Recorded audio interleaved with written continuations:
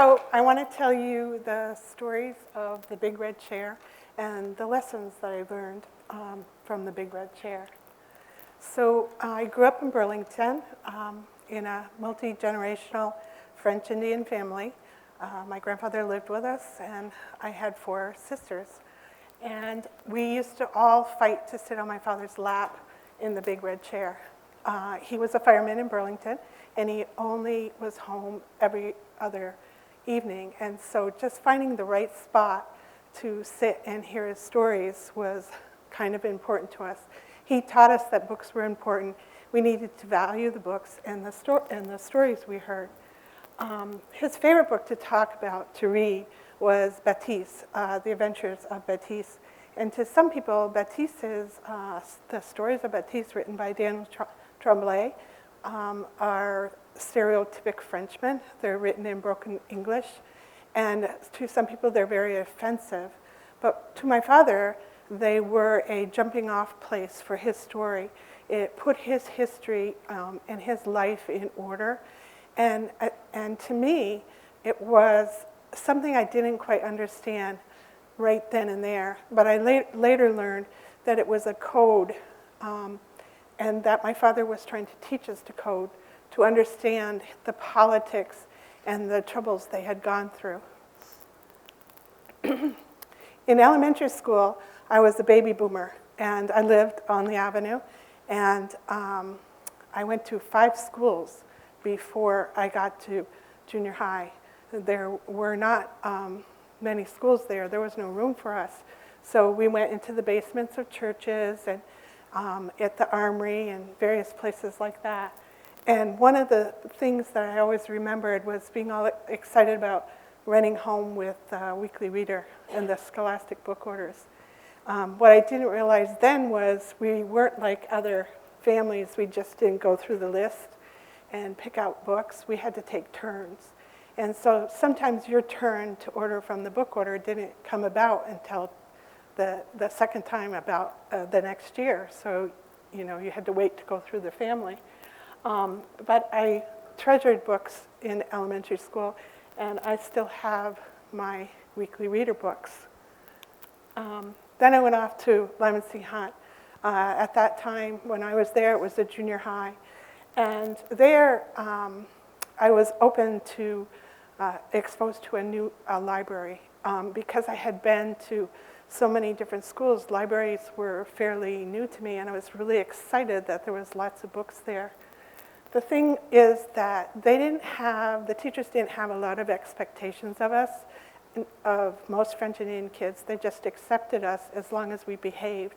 As long as we were good girls, there was no problems. And I didn't really have any expectation of them because my worldview was so self-contained.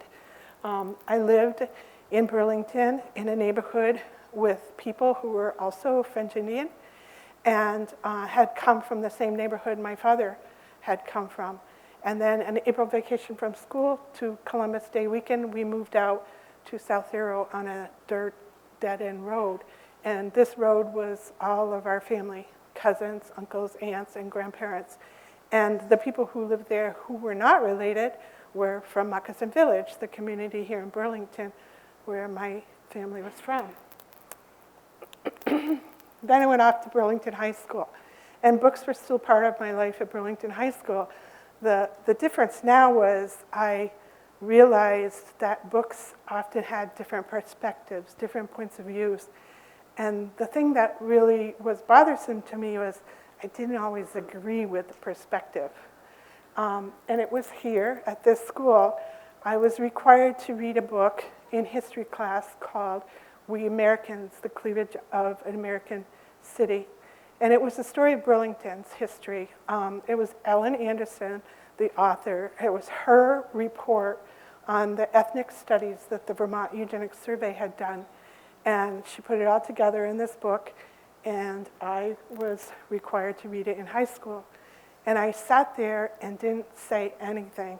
I found it very offensive, found some parts of it made me angry, but I didn't say anything. I didn't have civil courage to speak up, and I didn't understand the big picture. So here's We Americans. And the thing about We Americans is her point of view I so hated. It was something that I couldn't understand. She had written about my family and about the places that we lived and we frequented, and she didn't quite get it. And I couldn't put my hands on what it was for a long, long time. And the book still bothers me today. There's lots of things in it that bother me. But as I got older, I began to reverse roles with my parents. They got macular degeneration and glaucoma, and they couldn't see well.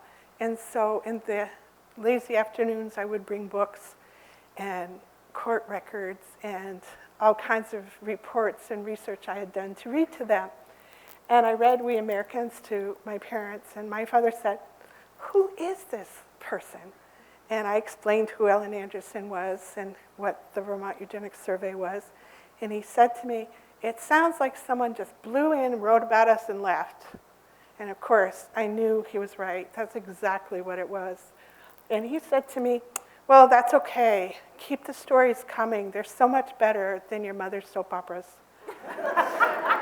So I did.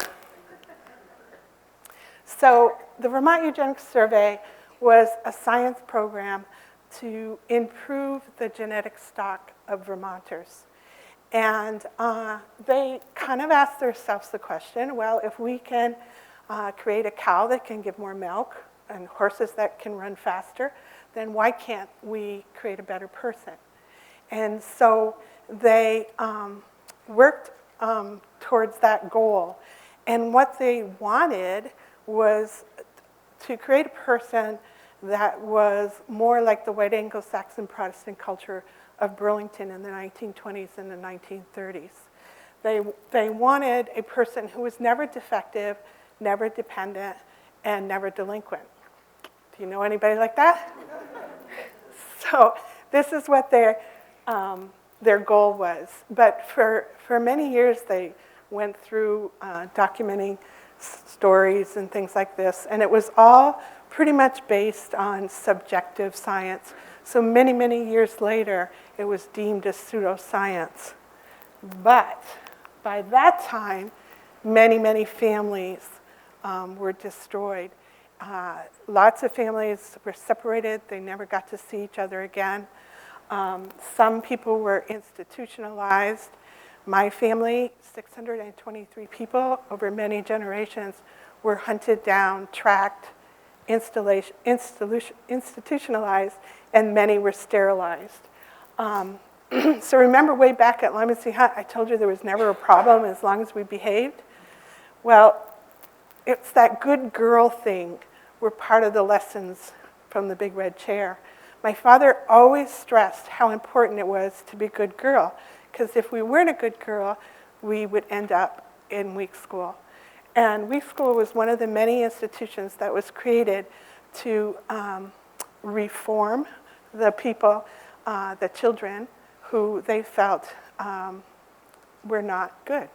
They did not live up to the white Anglo-Saxon Protestant beliefs, the morals, ethics, values, and beliefs that they held.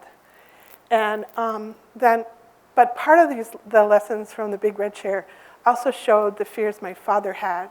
My father grew up with the same fears. He remembered that he had to be in at 9 o'clock when the whistle blew, and that if he didn't, he could end up in week school.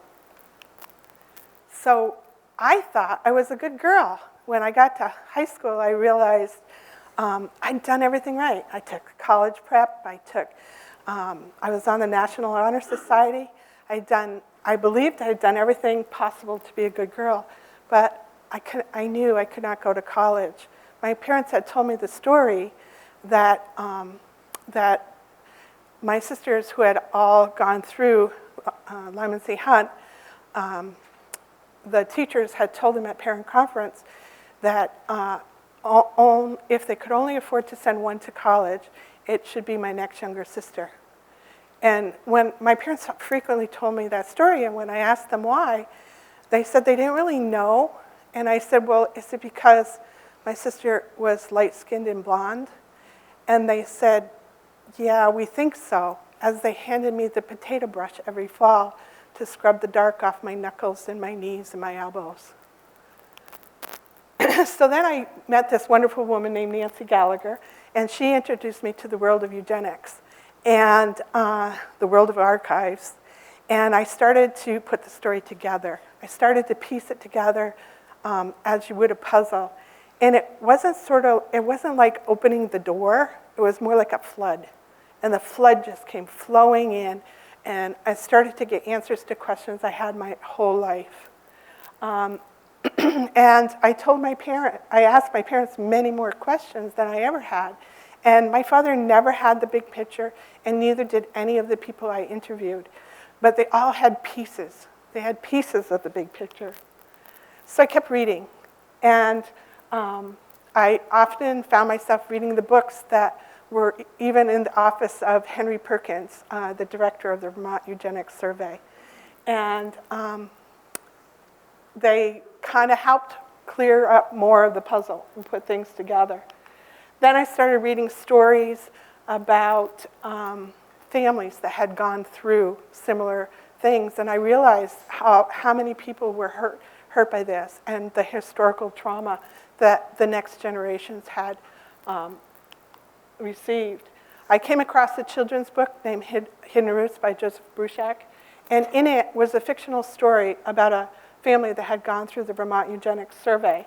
And but what wasn't fictional, what was true and really hit home, was the fact that there was historical trauma that had traveled through several generations. And so I don't know what it was about this book, but I felt like I should educate people about this Vermont's best kept secret, and shout from the rooftops I did. So now, with the help of Gedakina, a national program, they support me. Gedakina means our world, a way of life, and their programs help support women and youth to have opportunities and to grow. And so I go to schools and I talk about bullying and violence, and I read them stories, native stories, and introduce them to our native authors. And we go together, we problem solve many of the things that many teachers don't want to talk about today because they're such difficult subjects. And that brings us back to the big red chair. So last week I was preparing for this, and I shared this with my 93-year-old mother. And I said, Ma, do I remember the stories right? And she's like, yeah, I think so. I think that's the way I remember them. And I said, oh, well, that's good. And so I said to her, you know, Ma, I hold those stories still close to me, those lessons from the big red chair. And she said to me too. Thank you.